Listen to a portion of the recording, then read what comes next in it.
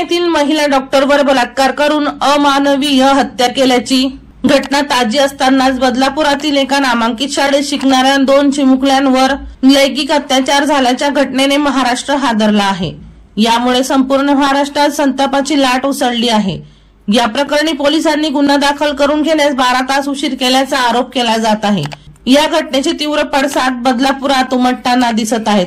गेल्या 8 तासांपासून बदलापूरहून कर्जतच्या दिशेने जाणारी रेल्वे वाहतूक ठप्प आहे। आता जिल्हाधिकाऱ्यांपासून अनेक बड्या अधिकाऱ्यांनी बदलापूर रेल्वे स्थानकांवरील आंदोलकांना आंदोलन मागे घेण्याचं आवाहन केलं, पण आंदोलक ऐकून घेण्याच्या मनस्थितीत नाहीत। आंदोलकांचा आक्रोश पाहता राज्याचे ग्रामविकास मंत्री गिरीश महाजन यांनी आंदोलकांची समजूत काढण्याचा प्रयत्न केला। यावेळी गिरीश महाजन यांनी या प्रकरणी एक मोठं वक्तव्य केलं।